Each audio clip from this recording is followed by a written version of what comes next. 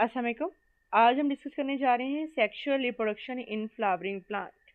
Flowering plant जो है हमारे पास, अगर हम देखें तो इन्हें हम एंजियोस्पर्म प्लांट्स भी कहते होते हैं।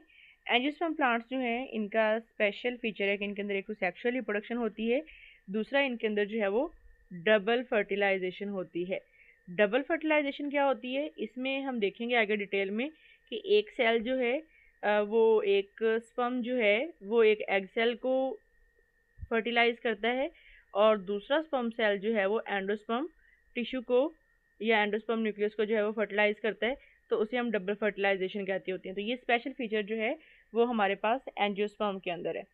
सेक्सुअल रिप्रोडक्शन, इनके अंदर सेक्सुअल रिप्रोडक्शन की डिफाइन अगर हम देखें, सेक्सुअल रिप्रोडक्शन ऐसी रिप्रोडक्शन है जिसमें दो पेरेंट्स इन्वॉल्व होते हैं, गैमिट्स की फॉर्मेशन होती है, यानी मेल और फीमेल गैमिट्स बनेंगे। इसके अलावा इसके अंदर टू जनरेशंस जो हैं वो बनती हैं, गैमेट्स आपस में फ्यूज़ होते हैं, मिलके जाइगोट बनाते हैं और इनकी लाइफ में टू जनरेशन आती होती हैं। एक जनरेशन को हम कहते हैं स्पोरोफाइट जनरेशन और दूसरी को हम कहते हैं गैमेटोफाइट जनरेशन। अब हमारे पास जो स्पोरोफाइट और गैमेटोफाइट जनरेशन है, किसी भी एंजियोस्पर्म की लाइफ में ये दोनों आल्टरनेट होके आती हैं।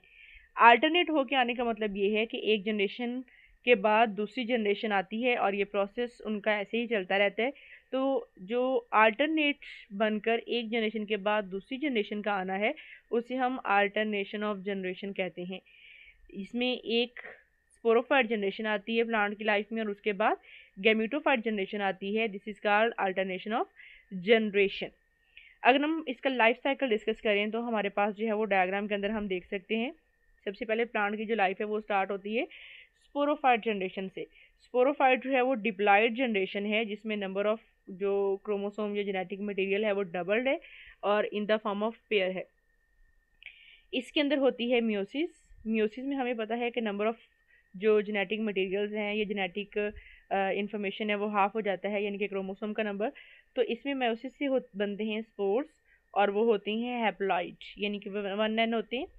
अब जो स्पोर्स होती हैं यहाँ से ये गेमिटोफाइट लाइफ जो है वो प्लांट की वो स्टार्ट होती है और गेमिटोफाइट लाइफ भी हैप्लॉइड होती है। इसके अंदर भी क्रोमोसोम जो होते हैं वो in the form of pairs नहीं होते।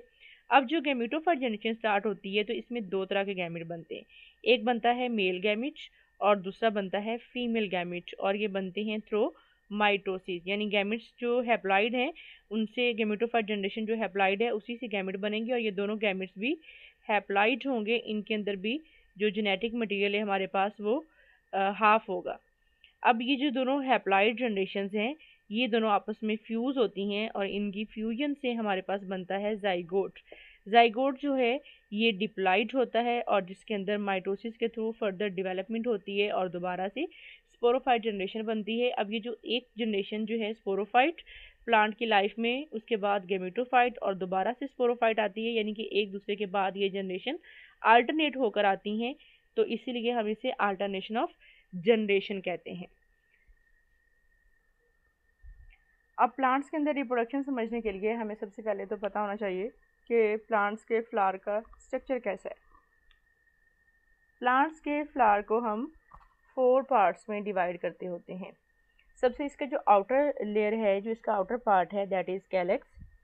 कैलेक्स के यूनिट्स को हम सेपल्स कहते होते हैं, यानी एक फ्लावर के अंदर ये जो ग्रीन कलर की पत्तियां होती हैं, जब फूल बड की फॉर्म में होता है तो वो उसको कवर करती हैं और उसको प्रोटेक्शन प्रोवाइड करती हैं। तो ये उसके तहफ़्फ़ुज़ के लिए, प्रोटेक्शन के लिए जो इसकी यूनिट्स होते हैं, सेपल्स होती हैं, ग्रीन कलर की जो पत्तियाँ होती हैं वो इसके यूनिट्स होते हैं। इनका कलर ग्रीन होता है और अगर हम इनका फंक्शन देखें तो ये प्रोटेक्शन प्रोवाइड करते हैं ड्यूरिंग बर्ड फॉर्मेशन। जब फ्लावर बर्ड की सूरत में होता है और उसकी बर्ड फॉर्मेशन हो रही होती है तो वहाँ पे ये उसको प्रोटेक्शन प्रोवाइड करते हैं। इसके अलावा इसका जो सेकंड पार्ट है दैट इज़ करोला। करोला जो है, इसके जो यूनिट्स होते हैं उन्हें हम पेटल्स कहते हैं। पेटल्स ब्राइट कलर की होती हैं, जो रंगदार पत्तियाँ होती हैं फूल की, इन्हें हम पेटल्स कहते होते हैं। तो पेटल्स जो हैं वो ब्राइट कलर की हैं और पेटल्स जो हैं इनके ब्राइट कलर की वजह से इंसेक्ट्स अट्रैक्ट होके फ्लावर की तरफ आते हैं और जब वो फ्लावर की तरफ आते हैं तो वो उसकी पोलिनेशन करवाने में हेल्प करते होते हैं। थर्ड पार्ट इसका जो है वो एंड्रोशियम। एंड्रोशियम जो है ये मेल रिप्रोडक्टिव पार्ट होता है फ्लावर का और इसका जो यूनिट है दैट इज़ स्टेमन। स्टेमन के आगे दो हिस्से होते हैं, एक होता है फिलामेंट और एक होता है एंथर। फ्लावर के अंदर ये जो पार्ट है इसे हम स्टेमन कहते हैं। स्टेमन के दो हिस्से होते हैं, एक हमारे पास है फिलामेंट और एक है एंथर। ये अगर आप इसको सेपरेट देखें तो ये हमारे पास जो इसकी स्टॉक है, डंडी है, ये फिलामेंट है। इसके ऊपर ये वाला पार्ट एंथर है। एंथर के अंदर मेल गैमेटोफाइट जनरेशन बनती होती है जो आगे रिप्रोडक्शन में हिस्सा लेती है। उसके बाद जो इसका लास्ट वाला पार्ट है गायनेशियम, गायनेशियम को हम फीमेल रिप्रोडक्टिव पार्ट भी कहते होते हैं। गायनेशियम के यूनिट्स को हम कार्पल कहते हैं। कार्पल के आगे तीन हिस्से होते हैं, ओवरी, स्टाइल, स्टिग्मा। ये जो इनर पार्ट है ये हमारे पास जो है वो कार्पल है। सेपरेट अगर हम देखें तो ये पूरा जो है ये हमारे पास कार्पल है। कार्पल के तीन हिस्से हैं, ओवरी, स्टाइल और स्टिग्मा। कार्पल के अंदर ओव्यूल बनते हैं और उन ओव्यूल्स की आगे नेक्स्ट जो है वो हमारे पास हम कहते हैं कि फर्टिलाइजेशन होती है और ये जो मेल गैमेटोफाइट जनरेशन है ये आके उसको फीमेल गैमेट को फर्टिलाइज करती है और उससे जाइगोट बनता है और प्लांट की लाइफ जो है वो आगे चलती है। स्ट्रक्चर के बाद हम नेक्स्ट जो डिस्कस करने जा रहे हैं वो है हमारे पास formation of male and female gametophyte या मेल फीमेल गैमेट्स, उनकी फॉर्मेशन कैसी होती है वो हम देखेंगे। मेल और फीमेल गैमेटोफाइट जनरेशन की फॉर्मेशन हम देखने जा रहे हैं। सबसे पहले हम बात करते हैं फीमेल गैमेटोफाइट जनरेशन की। फीमेल गैमेटोफाइट जनरेशन की फॉर्मेशन किस तरह से होती है, जैसे हमने कहा कि ओवरी के अंदर जो है वो फीमेल गैमेटोफाइट की जनरेशन होनी है। सबसे पहले ओवरी के अंदर जो ओव्यूल है, ओव्यूल एक्ट करता है एज अ मेगास्पोरेंजियम। मेगास्पोरेंजियम यानी कि स्पोरेंजियम वो सैक जिसके अंदर स्पोर बनना है और मेगा फीमेल जो रिप्रोडक्टिव सेल्स होते हैं उनको हम मेगा कहते होते हैं। तो मेगा स्पोरेंजियम के तौर पे ये काम करता है, यानी ऐसा स्पोरेंजियम जिसके अंदर मेगा स्पोर्स बनेंगे। अब नेक्स्ट जो है वो हम कहते हैं कि मेगा स्पोरेंजियम जो है इसके अंदर होती है मियोसिस। और मेगा स्पोरेंजियम ये हम डायग्राम में देख सकते हैं कि ये ओव्यूल है हमारे पास। ओव्यूल ने एक्ट किया एज अ मेगास्पोर जो कि डिप्लाइड है 2n है। अब ये जो डिप्लाइड मेगास्पोर है ये जाएगा अंडरगो मायोसिस। जब इसके अंदर मायोसिस होगी तो मायोसिस के बाद ये क्या करेगा, ये 4 हैप्लॉइड जो है वो हमारे पास मेगास्पोर्स प्रोड्यूस कर देगा। अब ये जो 4 हैप्लॉइड मेगास्पोर्स हैं इनमें से जो हमारे पास एक सेल होता है उसकी माइटोसिस होती है और वो क्या करता है, मायोसिस होती है सॉरी, और वो क्या करता है, वो 4 हैप्लॉइड जो है मेगास्पोर्स में से वो जो एक स्पोर है सिर्फ वो जिंदा रहता है, बाकी सारे के सारे डीजनरेट हो जाते हैं। यानी कि ये जो हमारे पास हमने कहा कि ओव्यूल के अंदर मेगास्पोर बनते हैं और मेगास्पोर जो हैं वो मायोसिस होगी उनके अंदर। ये 4 जो मेगास्पोर्स हैं उनमें से सिर्फ एक जो है वो रिमेनिंग बचेगा अलाइव, जिंदा रहेगा, जिसे हम मेगास्पोर कहेंगे और जो कि हैप्लॉइड है। अब ये जो मेगास्पोर हैप्लॉइड है ये 3 माइटोसिस में से गुजरता है। कंजक्टिव 3 टाइम इसके अंदर माइटोसिस होती है और ये 8 हैप्लॉइड सेल जो है वो उसकी प्रोडक्शन करता है। हम ये डॉट्स में 8 हैप्लॉइड सेल जो है वो देख सकते हैं। अब ये जो 8 हैप्लॉइड सेल्स हैं इनमें से 2 हैप्लॉइड सेल्स की आपस में फ्यूजन होती है और वो मिलके फ्यूजन न्यूक्लियस बनाते हैं और बाकी जो हमारे पास 6 रिमेनिंग सेल्स होते हैं उनमें से सिर्फ एक सेल जो है वो एग के तौर पे जो है वो हम कहते हैं कि डिवेल्प हो जाता है और बाकी जो हैं वो 5 सेल्स वो पोलर बॉडीज़ रहती हैं और वो पोलर बॉडीज़ जो हैं वो नेक्स्ट आगे जर्मिनेशन ऑफ सीड में उसकी हेल्प करती हैं, एम्ब्रियो की फॉर्मेशन में एम्ब्रियो के फूल के तौर पे काम करते हैं। अब अगर हम मेल गैमेटोफाइट जनरेशन की बात करें तो मेल गैमेटोफाइट जनरेशन में जो हमारे पास मेगा स्पोरेंजियम जैसे था फीमेल गैमेटोफाइट जनरेशन में, उसी तरह यहाँ पे माइक्रोस्पोरेंजिया होगा और एंथर जो है वो माइक्रोस्पोरेंजिया के तौर पे काम करेगा। एंथर जो है इसके अंदर माइक्रोस्पोर्स बनेंगे जो कि डिप्लॉइड होंगे। माइक्रोस्पोर्स जो हैं ये बनेंगे पोलन सैक्स के अंदर, जो पोलन ग्रेन बनाने वाली थैलियाँ हैं वहाँ पर बनेंगे। अब ये माइक्रोस्पोर्स जो हैं इनमें होगी मायोसिस और मायोसिस करने के बाद जो है वो 4 सेल्स प्रोड्यूस्ड होंगे जो कि माइक्रोस्पोर्स होंगे और वो हैप्लॉइड होंगे।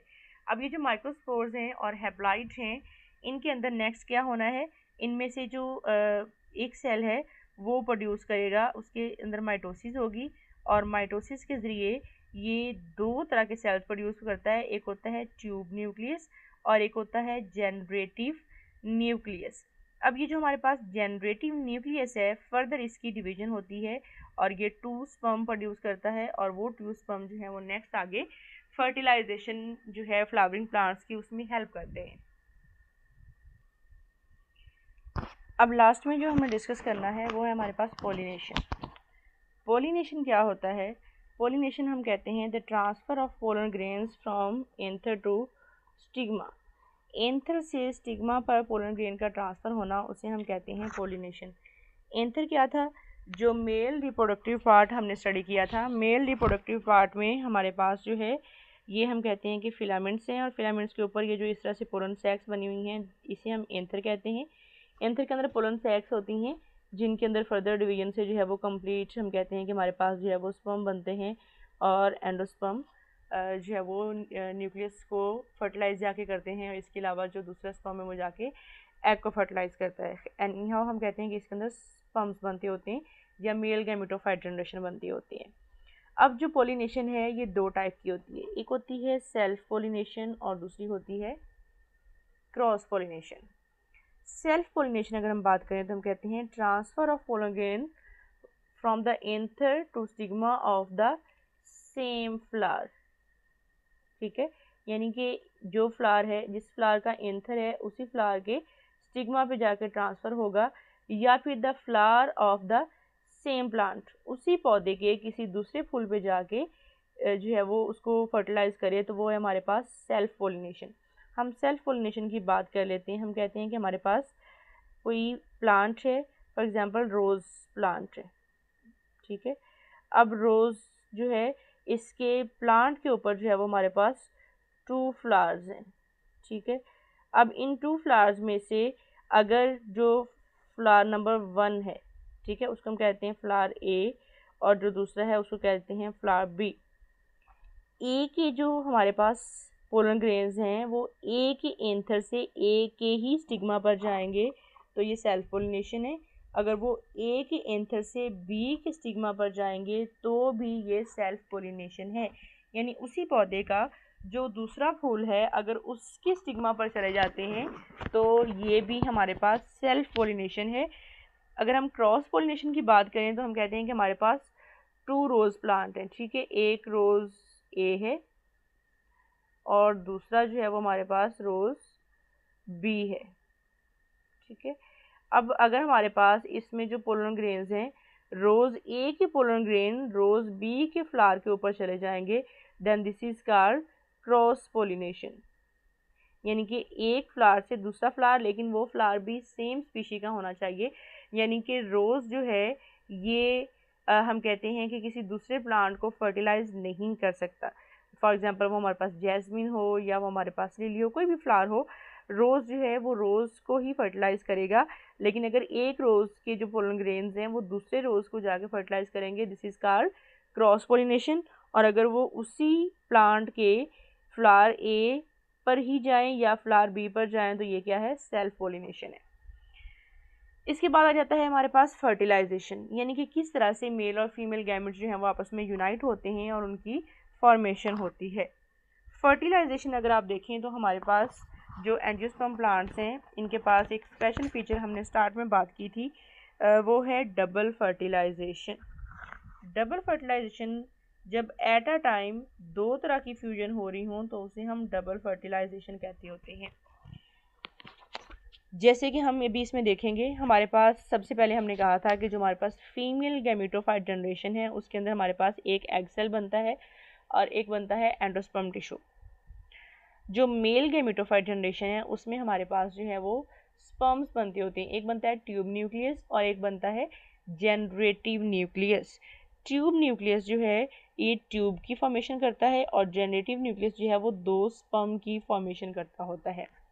अब इन दोनों को हमने फ्यूज़ करवाना है, इनकी फ्यूजन देखनी है। सबसे पहले तो जैसे ही पोलन ग्रेन्स जो हैं वो स्टिग्मा पर ट्रांसफ़र होंगे तो हमारे पास जो मेल गैमेटोफाइट जनरेशन है, यानी कि जो पोलन ग्रेन्स हैं उनमें से जो ट्यूब न्यूक्लियस था वो अपनी एक ट्यूब जनरेट करेगा जो यहाँ से डायरेक्ट आके ओव्यूल के साथ अटैच हो जाएगी। जहाँ से वो ओव्यूल के साथ अटैच होगी वहाँ ओव्यूल के अंदर एक होल होगा, उस होल को हम कहते होते हैं कि ये हमारे पास जो है वो माइक्रोपाइल है। वो माइक्रोपाइल जो सीड जर्मिनेशन के दौरान वाटर को एब्जॉर्ब करता है।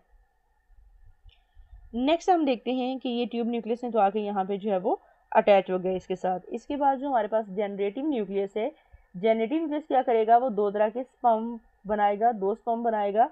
दोनों स्पर्म्स आते हैं, उनमें से जो एक स्पर्म है वो फ्यूज होता है एग सेल के साथ और मिलके बनाता है जाइगोट। यानी कि ये हमारे पास हो गई फ्यूजन नंबर 1, जिसमें एक स्पर्म एक एग सेल को फर्टिलाइज करता है और उसके साथ मिलके जाइगोट बनाता है। नेक्स्ट होनी है हमारे पास फ्यूजन नंबर 2, जिसमें जो हमारे पास दूसरा स्पर्म है ये एंडोस्पर्म न्यूक्लियस के साथ फ्यूज होता है और मिलके बनाता है एंडोस्पर्म टिश्यू। अब जो जाइगोट है उसके अंदर तो फर्दर माइटोसिस होगी, ग्रोथ होगी, डेवलपमेंट होगी और वो कंप्लीट ऑर्गेनिज्म में डिवाइड हो जाएगा, कंप्लीट ऑर्गेनिज्म बन जाएगा जो कि डॉटर सेल होगा। लेकिन जो एंडोस्पर्म टिश्यू है ये एज अ फूड यूज़ होगा। जब एम्ब्रियो के अंदर डेवलपमेंट हो रही होगी तो जो उसे वहाँ पे फूड रिक्वायर्ड है, जिस फूड की ज़रूरत है, ये उसके अंदर चेंज हो जाएगा। इसके बाद नेक्स्ट हम देखते हैं कि हमारे पास जो है अब जब ये इसके साथ आके अटैच होता है और जाइगोट बनता है तो जाइगोट के अंदर फर्दर जो है वो जर्मिनेशन होती है, फर्दर उसकी ग्रोथ होती है और ग्रोथ के बाद क्या होता है, जो ओव्यूल है ये बन जाता होता है फ्रूट। यानी कि जो ओव्यूल है हमारे पास, ओव्यूल किस में कन्वर्ट होना है, फ्रूट के अंदर। ठीक है, ओव्यूल से बन गया फ्रूट। और जो हमारे पास ओवरी है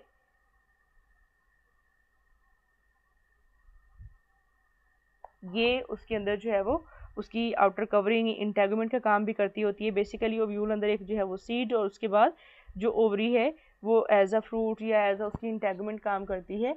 और इस तरह से जब ये फूल की कंप्लीट हम कहते हैं कि गेमेटोफाइट जनरेशन बन जाती है और इसके अंदर जो है वो सारा का सारा हम कहते हैं कंप्लीट हो जाता है प्रोसेस।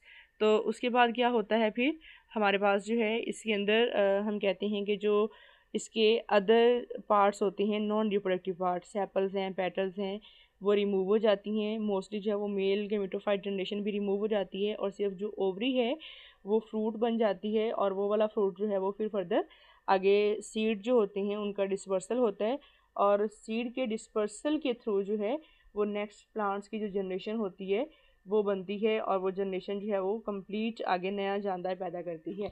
अब ये गैमेटोफाइट जनरेशन कंप्लीट हो गई। इसी तरह जब ये सीड बनेगा तो इस सीड को हम दोबारा से ग्रो करवाएंगे और ये पहले स्पोरोफाइट जनरेशन बनाएगा और फिर वही स्पोरोफाइट जनरेशन जो है वो दोबारा से गैमेट्स की फॉर्मेशन करवाएगी।